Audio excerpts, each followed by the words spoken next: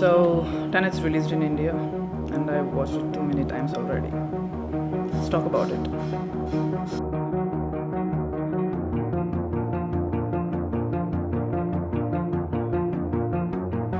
So, I've divided this video into two parts. Part 1 is for people who haven't watched the movie yet. So, you might be worried that I might spoil it for you. Don't be so dramatic. I won't spoil it for you. I'll just talk about the things that you might have seen in the trailer already. Part 2, this bit a little dramatic because I'll talk about some of the things that you might have seen in this movie. There will be spoilers in part 2. So let's go ahead. Let's start with the time travel paradoxes. Okay, the time travel paradox that you all know. If you go back in time and you kill yourself, or you kill your father, or you kill your grandfather, that completely kills the possibility that you existing in the first place, right? So people talk about this paradox a lot, but I'd like to talk about this paradox in a different manner. So a choice, a free will. When you killing a person, you think it's a free will. You think it's a choice that you can make. But let's look at it this way, okay? You killing a choice and not killing a person, they're not two discrete things, first of all. They're not just simply two choices. You not killing a person is a highly possible thing that happens every day. You hurting a person by a little amount has a little amount of possibility. You hurting a person a lot is very little possible. And you hurting a person to an extreme where you break his legs or break his body has a very little amount of possibility. And you killing another person, the possibility almost tends to zero because it's not just you making a choice, it is about you fighting against all the fears and all the future consequences. You're basically constrained not doing that. Okay, so you killing a person is not a simple choice. No, you going back in time and you killing yourself is an impossible task. The people simply talk about this is a thing that you can simply do, but it's very it's the chances are that very slim to none. And you killing your father or your grandfather, the chances are very slim to none. That's an important point. Let's just say you are a cold-blooded murderer. Okay, you actually went back in time and you try to kill your father. Why would you kill your father? And first of all, let's talk about the reason. Why would you kill your father? What's the point behind that? You need some motive to do that, right?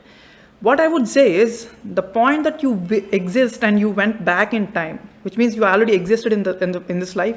So your father also existed in this life. This clearly means you go back in time, and I would say the motive to kill your father will completely die. You getting my point? You can clearly see this effect in the TV series Dark. They clearly explain it. What has happened. It's a cycle. It's a vicious cycle. And you're just a part of it. And even in the movie Interstellar, they discuss it a lot. Cooper goes into the time portal. He actually guides himself with the lines to NASA, which itself brings him to the time portal, right? So people ask a lot of questions like, that's a paradox. What if he doesn't call himself? What if he doesn't push himself to go to NASA and the whole story doesn't happen? It's a paradox, right? People talk about it. But hear me out.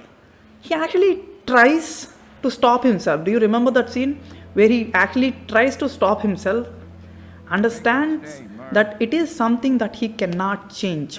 He clearly understands that he is just one of those dominoes which is supposed to fall to complete a story. Call it fate, call it reality, but that's how it works. So let's just consider he doesn't give him the lines, the NASA coordinates. What will happen?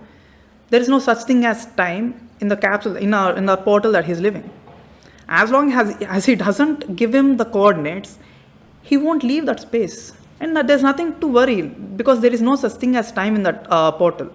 So he clearly gets out of the motive that, he definitely wanted to stop himself, but he understands that it cannot happen. It is not supposed to happen. He clearly understands the point that he's supposed to send himself. The motive clearly changes by the point he goes there and he completes the circle. So that's exactly what I say will happen. Even if you are a cold-blooded murderer and somebody hired you to go back in time and kill your grandfather, one way, the grandfather is not your grandfather, reality. Or the other thing, that is your grandfather. When you try to kill him, by the time you kill him, your motive will die. So that is how I see, that is how I want to see these paradoxes. It is a vicious cycle, it is a cycle, like call it fate, call it reality, but there is no way to change it. You are just a domino that is going to fall. You are just a domino who's getting emotional and doing a lot of things, but nothing's going to change. That is how I see it. But in the end, it's called as science fiction. There's a reason why they call it fiction. Why can't you just accept it the way it is and enjoy a great movie? Now, coming to Tenet, what you need to expect from the movie? Definitely not some grand action sequences like that you've seen in Inception, great grand scenes where the whole hallway rotates, or where there is a huge talking. You don't definitely see things like that. What you're going to see in the movie are basically the things that you've seen in a trailer itself: a fist fight, a car chase, a war, a basic simple war. But Nolan actually put more than $200 million into this movie. What did he do with all those money? That's where the fun part starts. He has this habit of just making a simple fist fight so awesome, so grand. That happened in Inception. A simple fist fight happens in a rotating hallway. It is so awesome. And a simple fist fight in between Dr. Mann and Dr. Cooper. It's a great thing. And exactly the same way that you will see a simple fist fight, but this fist fight, I would definitely rate the best out of these three. And there is a reason behind that. And you'll only understand it once you watch the movie maybe 3, 4, 5 times, I would say. And coming to the main storyline in the movie, it sounds very thin and it sounds very simple. It's just another movie where you save the world. That's what it looks like on top. But when you go to the depth of it, you see the dialogue, you remember the dialogue in the trailer? We all believe we'd run into the burning building. But until we feel that heat, we can never know. That line is not just a dialogue, okay? It's just a great metaphor that speaks about the entire movie. You know, you think time inversion is a simple thing where things will simply run backwards. But once you really get a hold of it, once you really try to understand what's happening, you won't see the beauty of the movie. So it's a metaphor that speaks about the entire movie. We all think time inversion is a simple thing, but once you get into it, you see the depth of it. Okay, let me give you some small introduction to time inversion. So let's just take me going forward in time, and there's another person who's coming back inverted in time. Okay, let's just say we fought. To us, the point where I started the fight, to him it's the end of the fight, and my end of the fight will be start to him. And there will be more things, like let's say we engage in little actions, like I've thrown a body and he's caught it. To him it looks like he's thrown the body and I caught it. And things get complicated when he brings a inverted object into this world like a gun, and things get more and more complicated as there is more people and more things, and they're all explained in the movie. I suggest you watch the movie and get back to the part 2 of this video, and it makes a lot more sense. All right.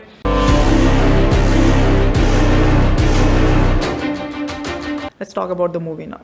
I heard a review where it says it's like Bond on acid. I in fact read somewhere that Nolan wanted to make a James Bond movie. I think this is it. This is a movie that he wanted to make. Now, let me simplify the whole movie line to you, okay? So there's a scientist who comes up with an algorithm which can turn the entropy of the entire world so that the people who are living in the future, who's obviously falling short of all the resources, they want to turn back, they want to come back into the world that we are living in right now. But the thing is, the algorithm that she thinks will destroy the world in return. So what she does is she divides the algorithm into 9 different parts, copies into some physical form, puts into a turnstile, inverts them, sends them back into the past so that nobody can find it. But obviously there will be other people who wants to bring these algorithm back into the world and destroy the past. That's what they believe. Of course, so there will be good people in the future and there will be bad people. So the bad people wants the algorithm back. The good people wants to keep the algorithm in the past itself. Okay. So the bad people obviously finds a guy called Sator. So they feed him money, they give him all the things. So he finds all the algorithms, pack them, and buries them so that all the future people can use it. And there's a good team where they want to keep this algorithm just keep going into the past. So this whole operation, we don't really see what happens in the future, we only see what happens right now. And this whole operation is actually run by different people that you think, but in the end it's actually run by the protagonist himself. But the beauty of the whole movie is, I'm not sure if you have observed it or not, it actually ends on the day it starts. It starts at the opera, goes forward in the time, and then comes back onto the same date, 14, at some other position. But if you really watch the entire movie from this angle, from end to beginning, it totally makes sense. So now to understand this movie on your second watch or your third watch, maybe fourth or fifth, just like me, I suggest you to practice some things. Yeah, this sounds a bit silly, but what happens, you actually try to draw some timelines on a paper or something. What happens when you simply are going in forward in the time, and there's an inverted person coming into your life, and try to look at the case where you go forward in the time, try to invert yourself and meeting your own self. What happens then? Now if you go back, if you go forward, you invert, and now you invert yourself. Now there are 3 versions of you, and the number of times you invert yourself, there will be more versions of you. I hope you can understand that bit.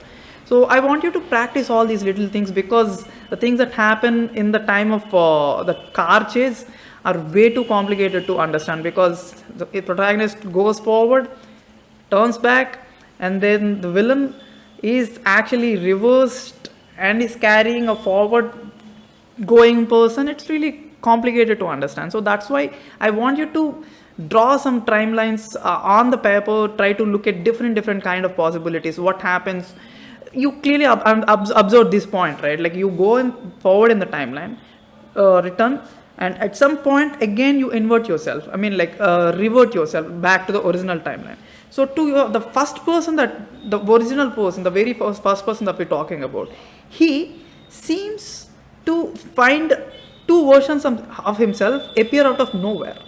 I hope you're understanding this bit. So there are more and more things just like this. If you keep digging, you will definitely find them. Now if you practice enough with these timelines, you will come across some awesome riddles, like at the end where Neil goes to unlock the door. Remember the part? He doesn't really unlock the door, he goes in and actually locks the door. And like the building is blown away by forward people and inverted people, which clearly says the building was blown away in the past and is also blown away in the future, which means the building only existed for a fraction of seconds. Now if you're going to question me that who built the building, you didn't understand the whole idea of time inversion at all. I need you to understand the existence of a building in this whole fabric of time. Now I would love to discuss all these riddles, and I would love to discuss the pincer movements. Let me know in the comment section if you really want me to discuss the entire pincer movements that happens in the movies. I'd also love to discuss how the music of the movie, the background score of the movie, if you invert it, did you observe that it almost sounds the same? And about the argument that Kat's son Max, whose full name could be Maximilian, who's nothing but Neil. So that's it guys, this is my first take on the movie. I'd love to talk about the movie a lot more. Let me know your thoughts and comments in the comment section, and if you have any doubts you can drop them in the comment section, or you can reach me on my Instagram page. I'm always available there. Hope to see you in the next video. Thanks so much and bye bye.